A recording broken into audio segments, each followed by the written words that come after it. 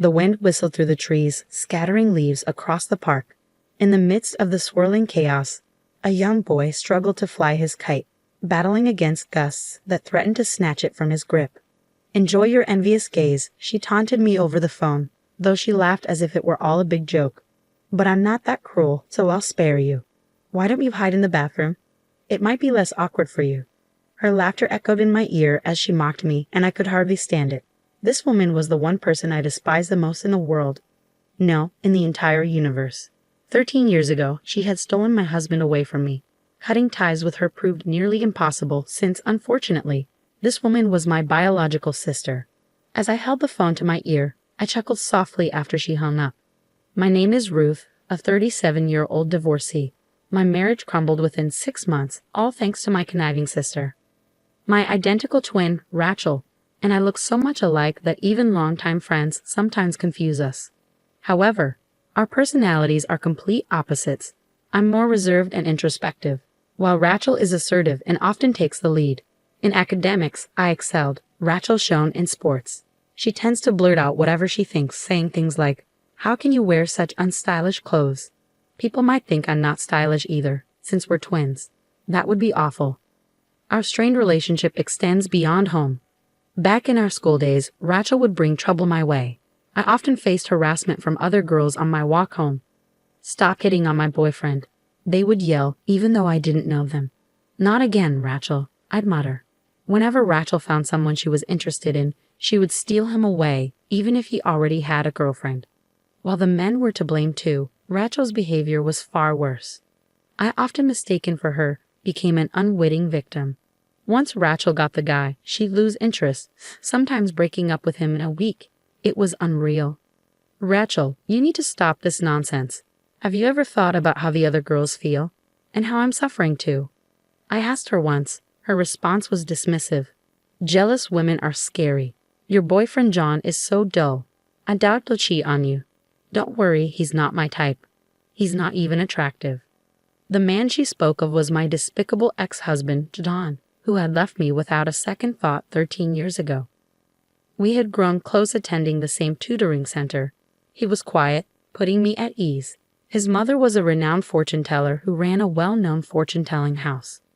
We graduated from the same university and married 2 years later. I thought we'd spend our lives together, but 6 months into our marriage, John handed me divorce papers and said, "Please divorce me. I can't take it anymore." And I'm sure you know why. Sitting beside him was my sister Rachel, with a smug look on her face. Stunned, I stammered, "I'm sorry."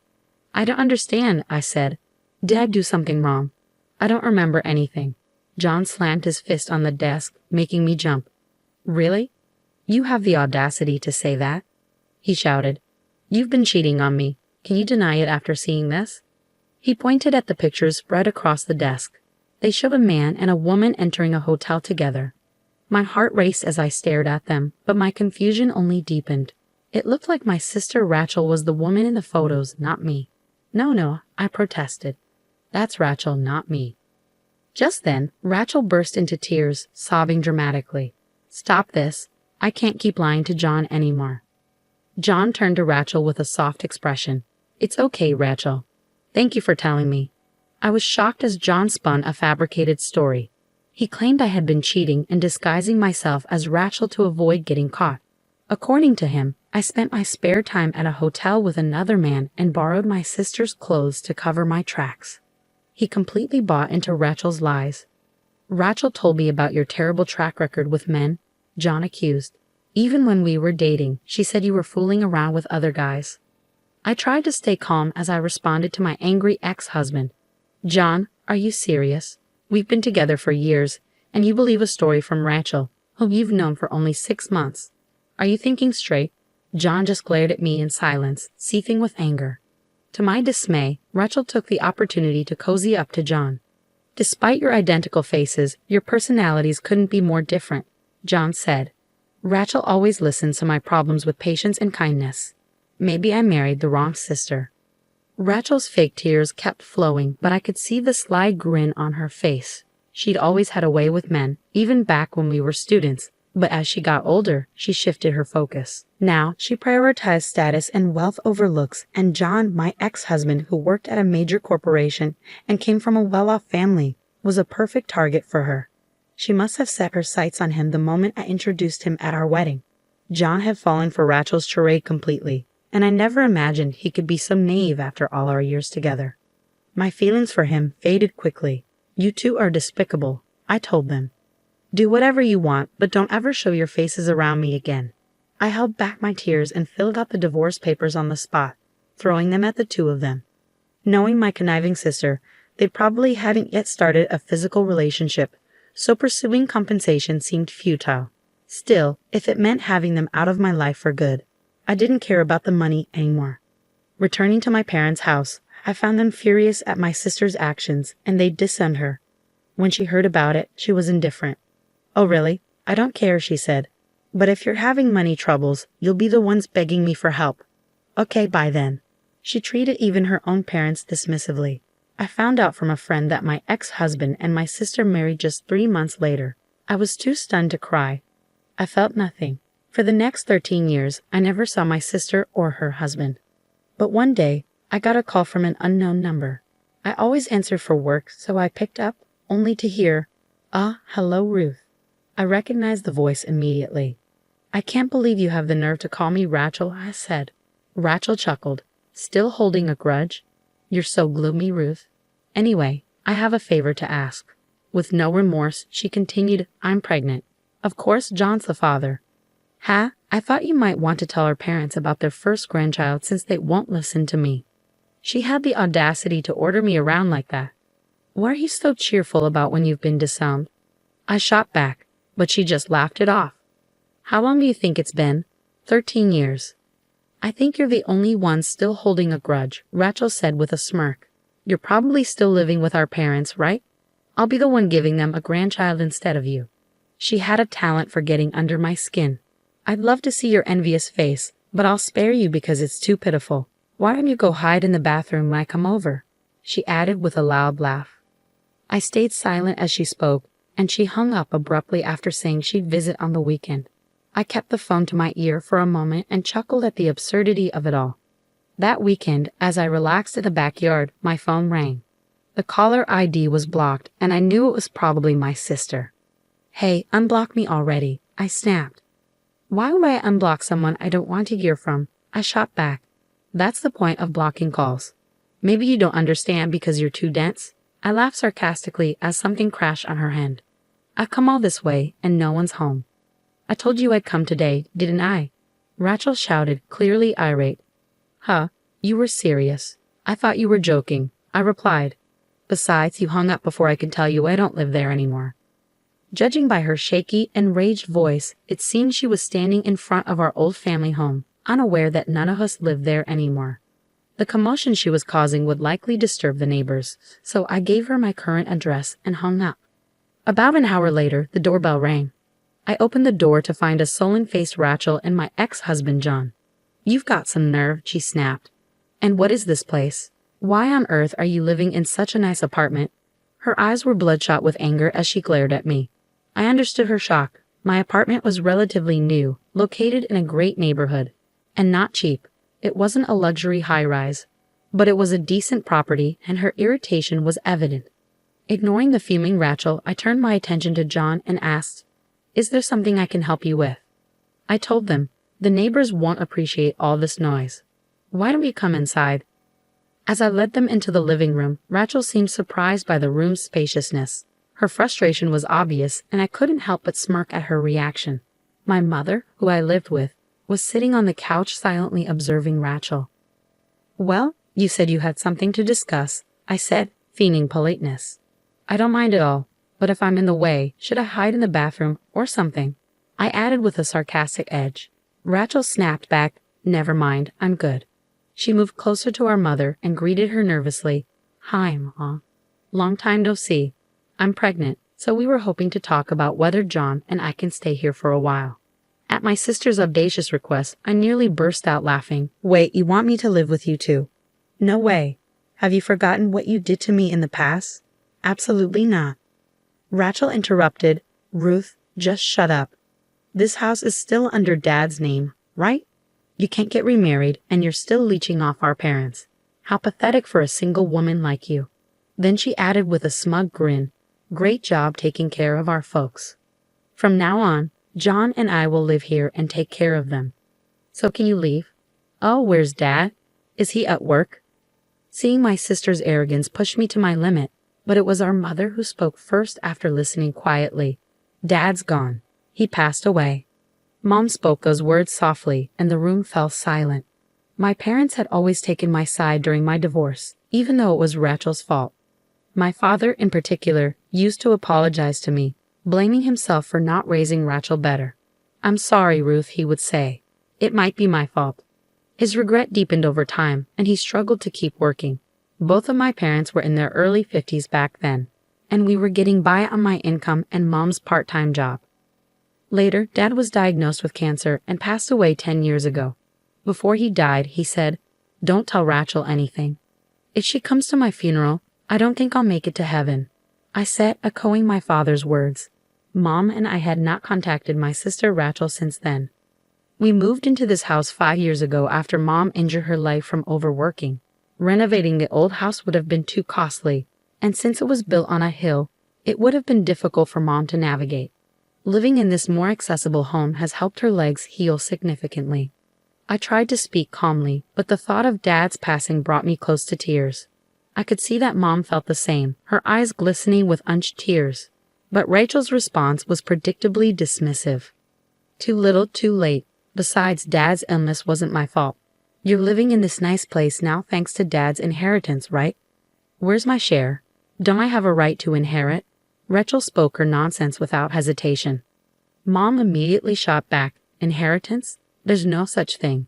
You only came to us when you got in trouble for your reckless behavior. How many times did we pay alimony because you had an affair with a married man? Live with you? Never. Don't be ridiculous." It was the first time both Rachel and I had seen Mom so infuriated.